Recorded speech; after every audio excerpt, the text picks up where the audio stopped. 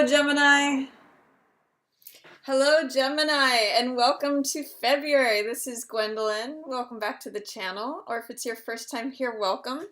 This video is going to be a monthly Tarotscope for Gemini, and I'm doing this spread, the Tree of Life spread for this month.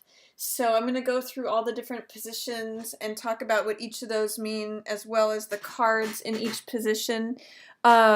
And I'm going to go ahead and shuffle while I'm talking about the new moon and the full moon for this month. So I'm going to pick these up. And we've got a new moon in Aquarius on February 4th. And that's happening in your 9th house, Gemini, of travel, of exploration, of publishing. So if you're thinking about doing anything to do with higher learning, starting a new class, publishing something, like say a book, it's a wonderful time to begin that, Gemini. Anything that you're putting out to, say, other people, other cultures, other lands, if you're thinking about planning a new trip or vacation, really good time for that. And it's also the new moon of the Chinese solar year or Chinese lunar year rather, of the pig or the boar. So it's starting a new year too. It's wonderful, fresh, new, inviting energy to invite something in. And then on February 29th, we have a full moon in Virgo, which is your fourth house, your house of the home. So your home will be illuminated and featured during this full moon in Virgo. And it's at 0 degrees Virgo, so it's a very prominent degree for your fourth house. For some of you, this may mean that you are having a baby with this sort of prominent degree in the 4th house. It can mean, too, that you are just rejuvenating your interior design, or you're doing some refurbishing. For some of you, it may be letting go of a home. Full moons mean release of or completion of a cycle. So there could be a number of different ways that that full moon shows up, but it's just illuminating something that's happening in the home. So I'm going to go ahead and lay out all the cards for this month. So Gemini, this is the Earth here. It's called Malkuth, or Kingdom. This represents the 4 elements: earth, air, fire, and water. It represents life here on Earth. It represents the 3D, matter, things coming into matter.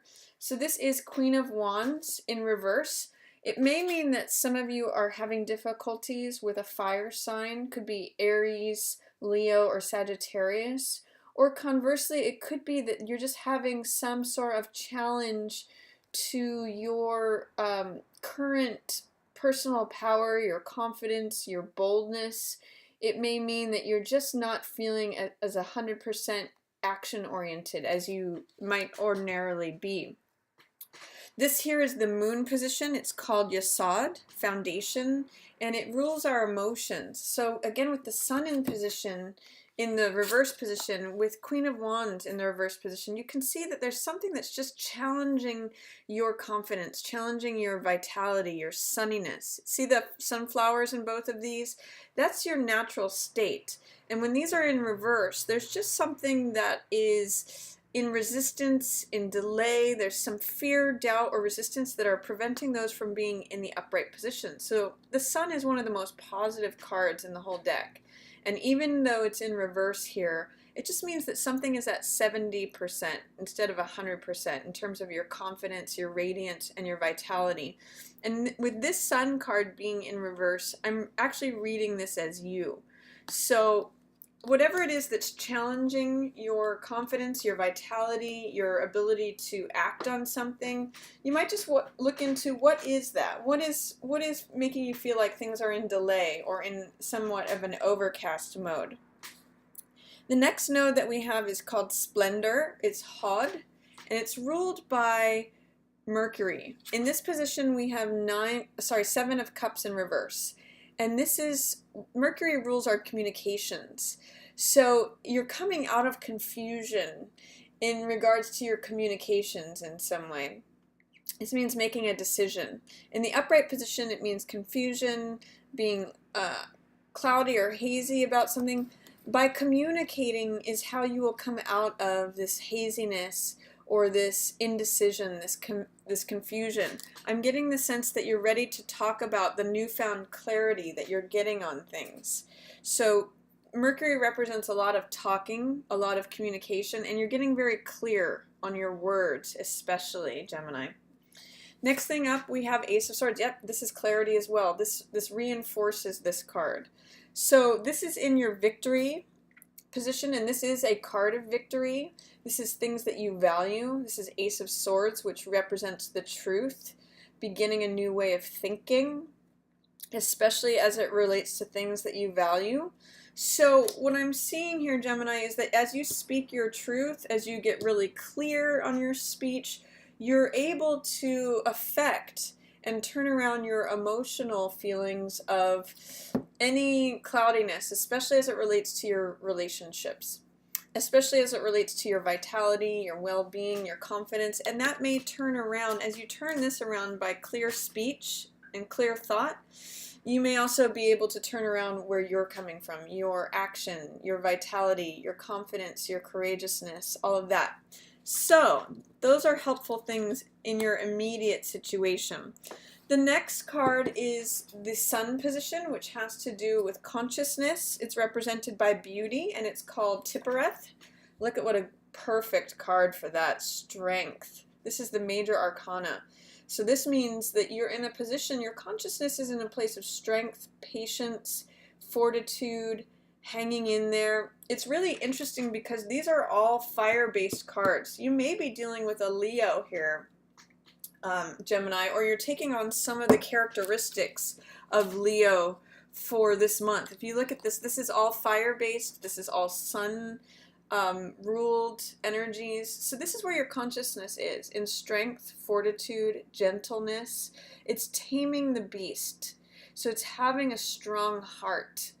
And what the sense I get is that as you connect with your solar plexus, as you connect with your confidence, mostly through endurance and fortitude, if you've endured any difficulties, that turns around your emotional state, and that turns around your existence, or the way you're showing up here in the 3D, in the physical world, Gemini. So focus, you might want to do some solar plexus meditations, some things that have to do with your confidence or patience or strength. That's all really featured for you here for you in February.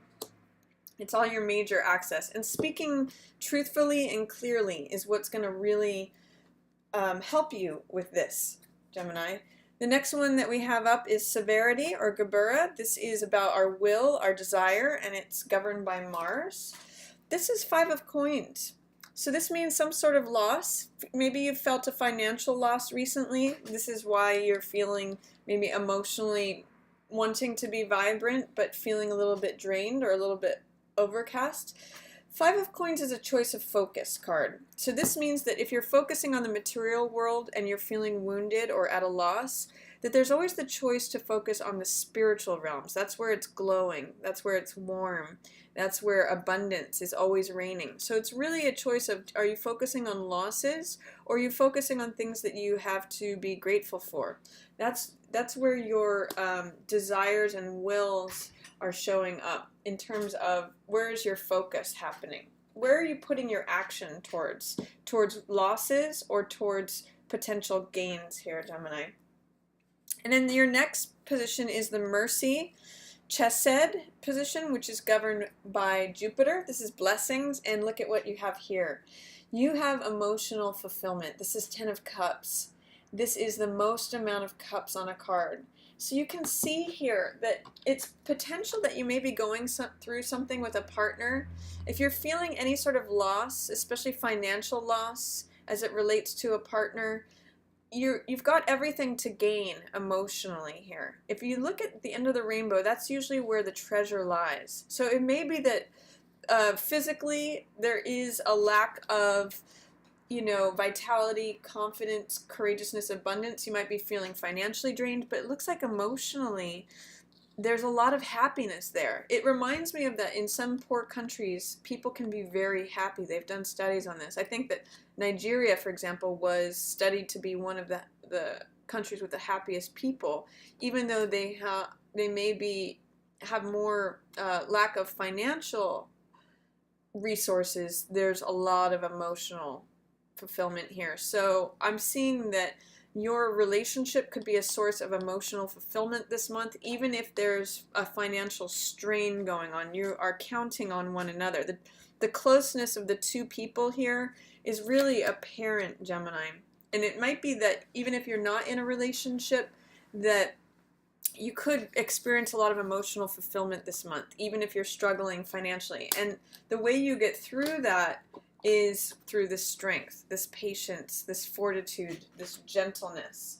Let's see what else is coming up for you, Gemini. In your understanding position, this is ruled by Saturn and can be an area where you're presented with lessons or challenges. This is the home card, the 1111, the celebration, the domestic card, the castle.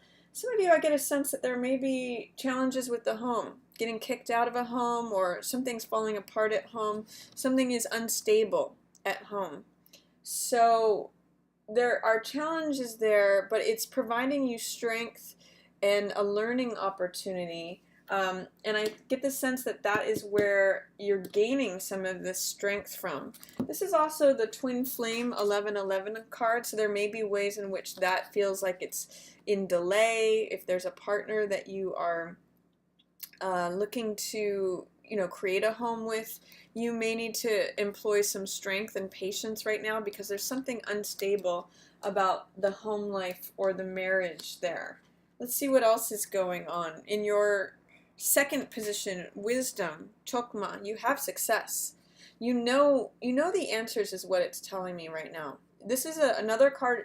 You look at all the cards of victory that you have in your position of victory, in your position of blessings, in your position of wisdom. You have all these success and abundance cards. Six of Wands, triumph, victory, recognition, success. Ten of Cups, emotional fulfillment. Ace of Swords, another victory and triumph card. The truth will set you free, telling the truth. So in your values and blessings and wisdom, you have tremendous success here. And over here in terms of communication and your will and desire and your understanding, it looks like there are some challenges here, but you are coming out of confusion. You're coming to a decision about something. And even if there are financial challenges here, it looks like you have a great sense of success and emotional fulfillment this month. Let's look at what your highest opportunity this month is. Empress. I love this for you, Gemini. This is you sitting pretty. This is someone who is completely abundant, completely receiving of things. Things grow around her. She's one of the most abundant cards in the whole deck. So what this is telling me, if you look at your central axis here, as you allow in the abundance consciousness, it gives you fortitude and strength.